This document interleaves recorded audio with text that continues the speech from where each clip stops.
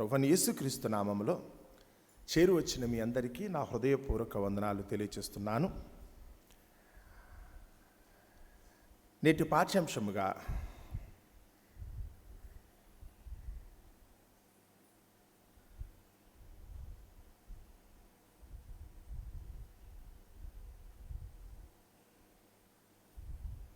హెబ్రీయుల రాసిన పత్రిక 12వ అధ్యాయము.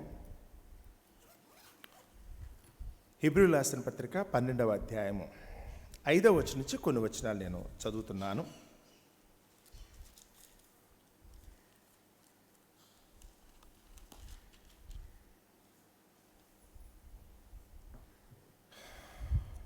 నా కుమారుడా, ప్రభువు చేయు శిక్షను తృణీకరించకము.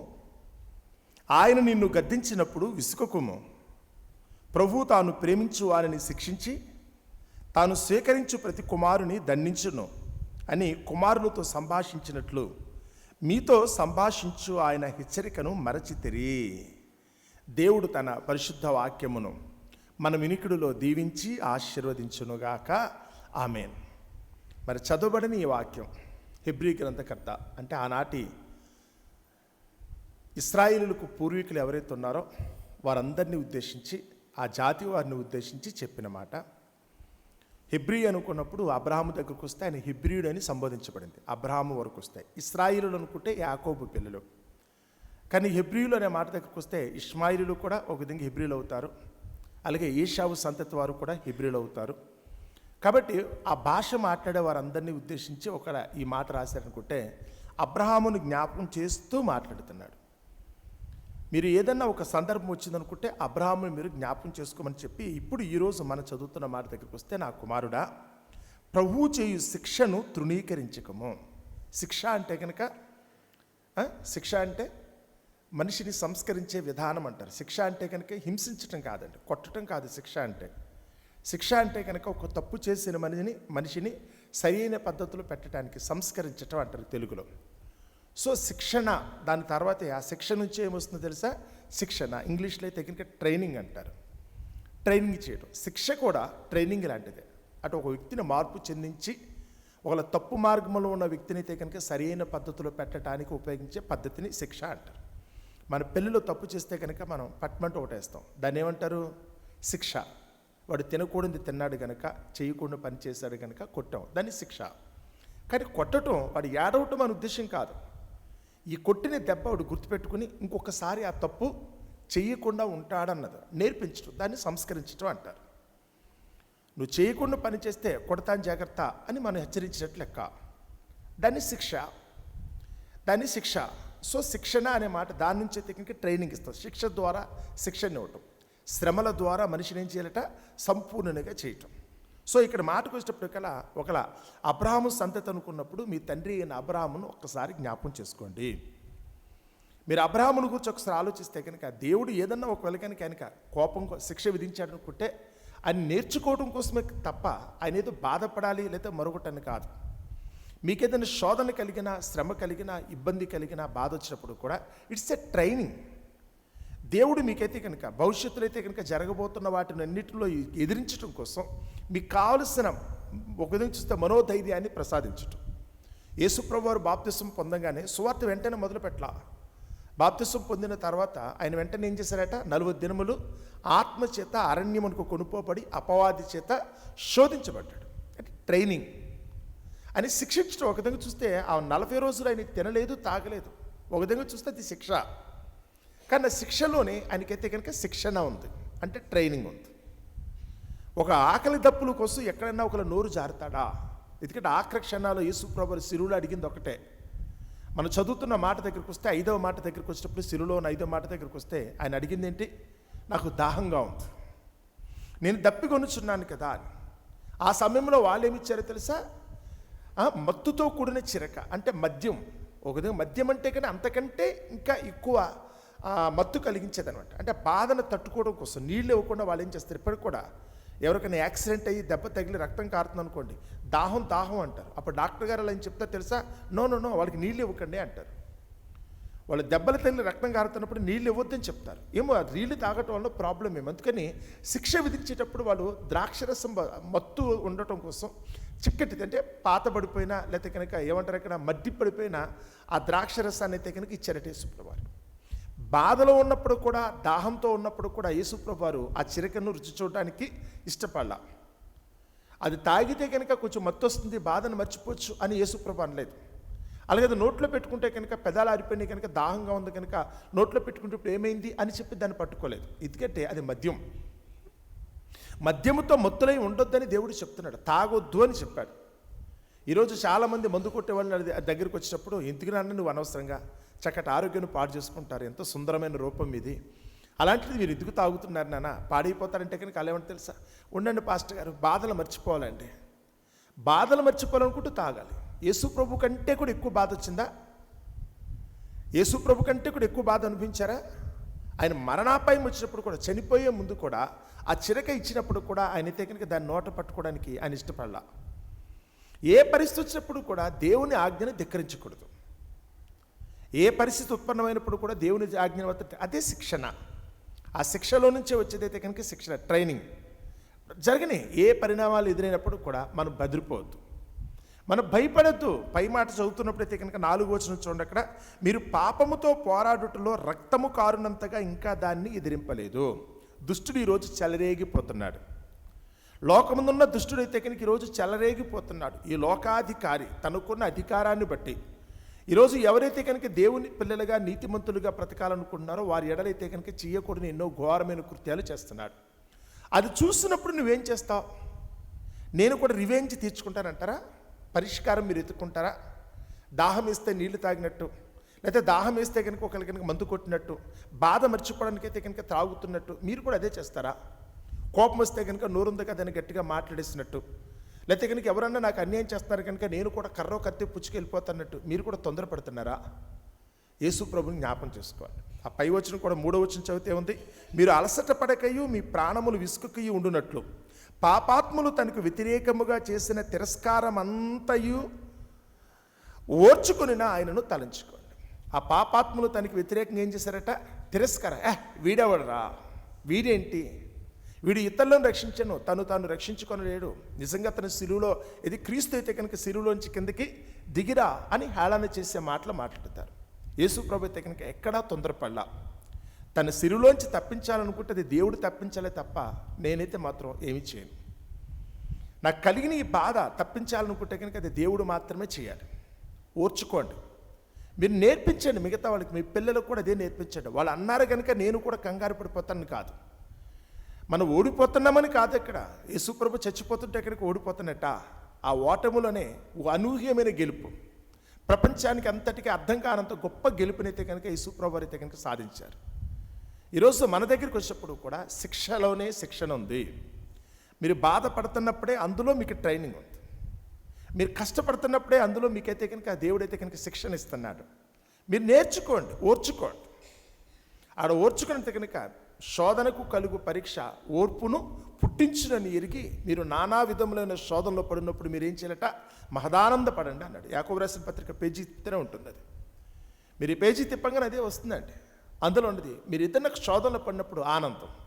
దుష్టుడు చెలరేగిపోతున్నాను అనుకుంటే నేను దేవుని దృష్టిలో కరెక్ట్గా ఉన్నానని అర్థం. దుష్టుడు చెలరేగిపోతున్నాడు, అన్కంట్రోల్గా ఉన్నాడు, వాడు ఇష్టం ఉన్నట్టు చేస్తాడు అనుకుంటే కనుక అన్నీ చేస్తాడు. యోబు దగ్గరికి వచ్చినప్పుడు యోబు ఇల్లును కూడా కూల్చేశారట. యోబు ఇల్లును కూడా కూల్చేశారట, పిల్లల్ని చంపేశారట, ఒంట్లో రోగం వచ్చేస్తుందంట, ఆస్తిపాస్తులు అన్నీ పోయినాయంట. మన వరకైతే కనుక అంతవరకు రాలేదు కదా. మనకైతే కనుక ఇంత కష్టం కలగలేదు.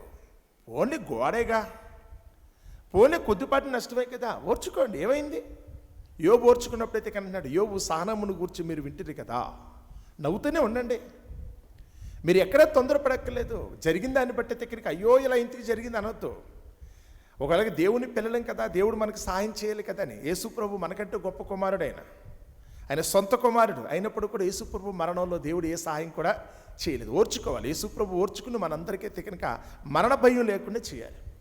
అలాగే ఈరోజు కూడా మనము కూడా చూపించే ఆ సహనం, ఆ ఓర్పు ఏదైతుందో చాతకాని తనం మాత్రం కాదు, అది దేవునికి అప్పగించడం. ప్రభువా తీర్పు నువ్వు కదా చెప్పేది. ఏమవుతుంది? వెళ్ళిందంతా మళ్ళీ వెనక్కి తిరిగి వచ్చేస్తుందట. యోబు గారి దగ్గరికి వచ్చినప్పటికీ ఇలా రెండింతలైతే కనుక మళ్ళీ తిరిగైనా ఇచ్చేసాడు కదా. పోగొట్టుకున్నదంతా కూడా తిరిగి వచ్చేస్తుంది. వెళ్ళటం రావటం అనేది ఇదేం పెద్ద కష్టమైన పని ఏం కాదండి. దేవుడు తలుచుకుంటే ఏదైనా సాధ్యమే. దేవుడు తలుచుకుంటే ఏదైనా సాధ్యమే. ఆయనకి ఎందుకు చెప్పినాడు చూడండి, ఆయన నిన్ను గద్దించినప్పుడు విసుక్కోకు, తొందరపడతావు ఎందుకో. గద్దిస్తున్నాడంటే కనుక నన్ను సమాధానం చెప్తున్నాడా, నా మాట కాదన్నాడా అనకండి. మీరు ప్రార్థన చేసినా ఆయన కొద్దిసేపు ఓపిక పట్టమంటాడు. మీరు ఏడుస్తున్నప్పుడు కూడా కొద్దిసేపు చూడాలి కదా. యేసు ప్రభునైతే కనుక నిలువెల్లా ఆయన రక్తమంతా కారిపోతున్నప్పుడు కూడా దేవుడు అలా చూస్తూ ఊరుకోడా. ఘోరమైన అవమానం, ఘోరమైన శిక్ష పడినప్పుడైతే కనుక దేవుడైతే కనుక చూస్తూ ఊరుకోలా. మన దగ్గరికి వచ్చినప్పుడు కూడా అవమానించారనా? యేసు ప్రభు కలిగిన అవమానం కంటే మనది పెద్ద గొప్ప అంటారా? లేదా యేసు ప్రభు భరించిన బాధ కంటే కూడా మనం అనుభవించిన బాధ గొప్పదంటారా?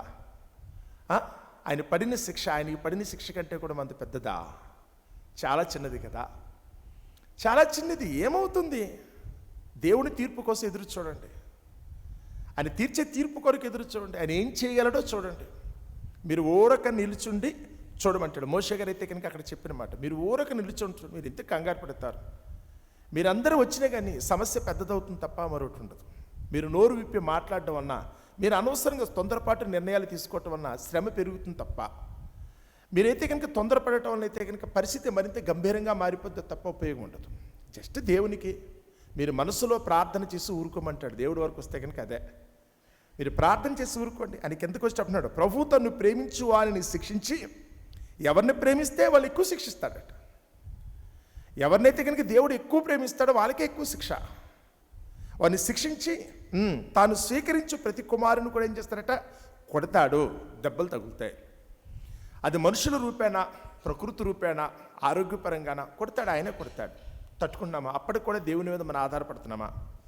కొట్టినప్పటికి కూడా ఆయన విడిచిపెట్టకుండా, ప్రభు కొట్టినా తిట్టినా, నన్ను పట్టుకున్నా నన్ను పెంచిన నువ్వే కదా ప్రభు అని దేవుని విడిచిపెట్టకుండా మనం ఉన్నామా? అన్నీ పెట్టినంతసేపు కూడా దగ్గరుండి ఏదన్నా ఒకవేళ కష్టం కలిగితే కనుక ఇది ఎక్కడ దేవుడు అని చెప్పి వెళ్ళిపోతున్నారా? కుక్కకున్న లక్షణం ఏంటి చెప్పాడు సామెతల గ్రంథంలో సొలొమోను.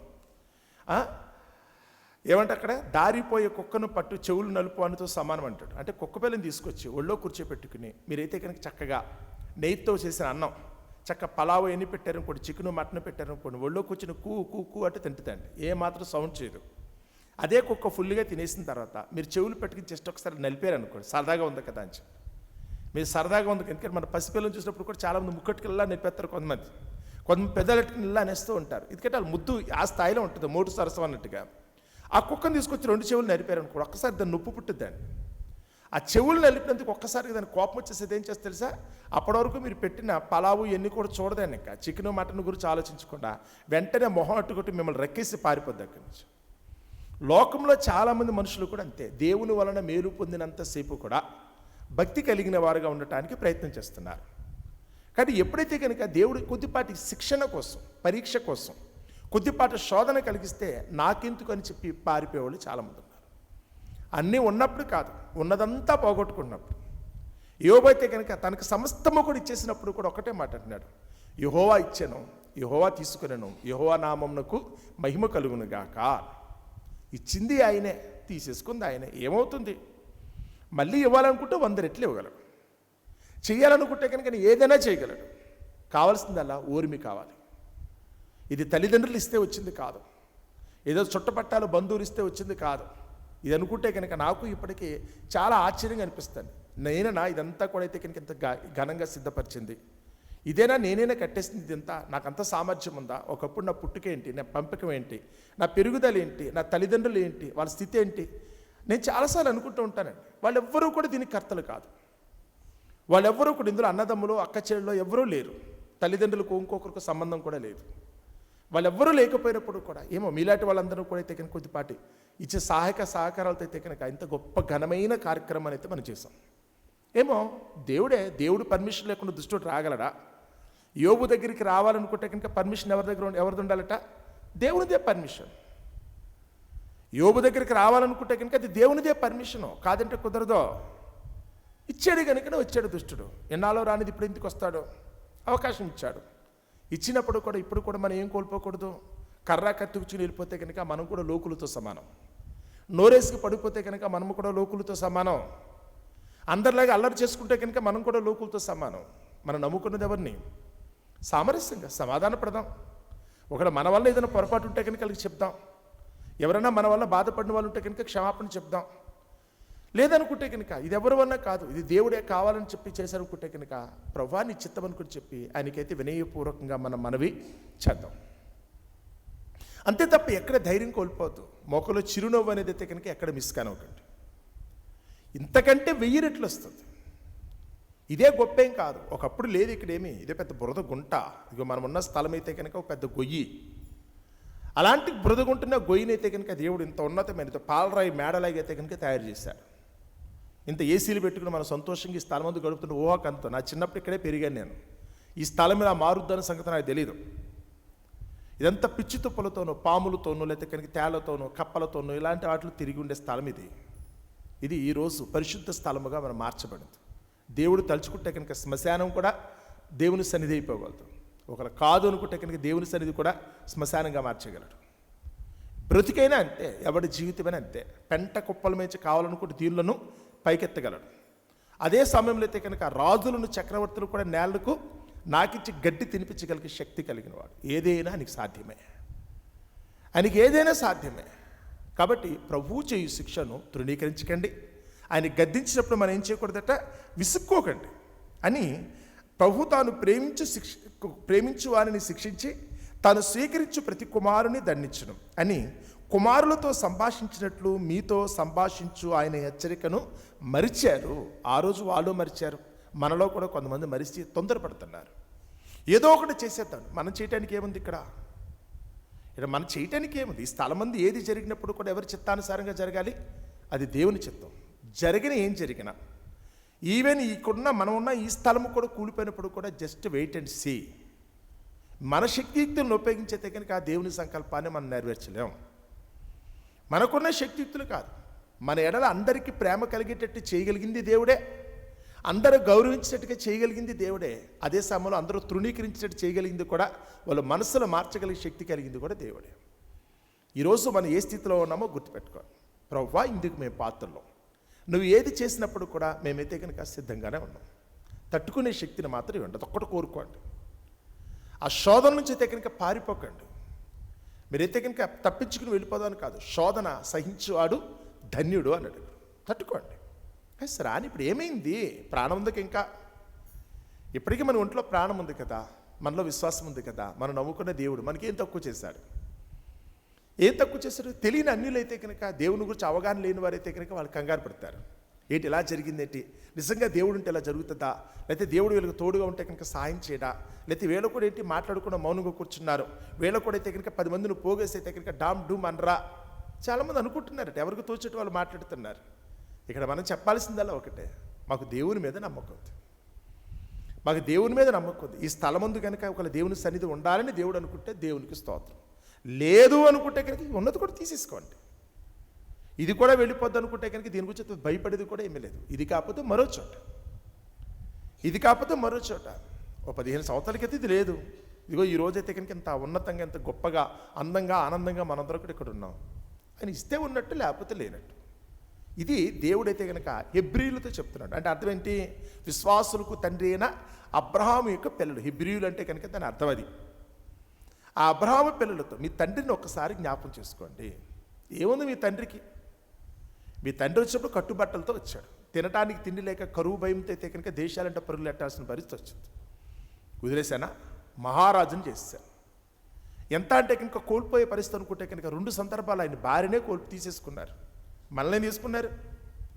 మన భార్యలు మన దగ్గరే ఉన్నారు, మన భర్తలు మన దగ్గర ఉన్నారు, మన పిల్లలు మన దగ్గరే ఉన్నారు కదా. ఇక మనం ఎందుకు భయపడుతున్నాం? మన ఆస్తిపాస్తులు ఎవరు కొట్టుకెళ్ళిపోలేదు, మరొకరు అక్కర్లేదు. ఏదో దుష్టుడైతే కనుక బెదిరించడం కోసం చిన్న చిన్న మార్పులు, చిన్న చిన్నది చెయ్యమని ఎంతవరకు చేస్తాడో చూద్దాం. దుష్టుడు ఏం చేయగలడో వాడు అంతవరకు ఏం చేయగలడు. అందుచేతే మీరు జస్ట్ కూర్చోండి, ఊరక నిలిచిండు చూడండి ఏం చేయబోతున్నాడు అనేది. మీరు ఎప్పటికైనా మీరు నేర్చుకోవాల్సిందే, తొందరపడకండి.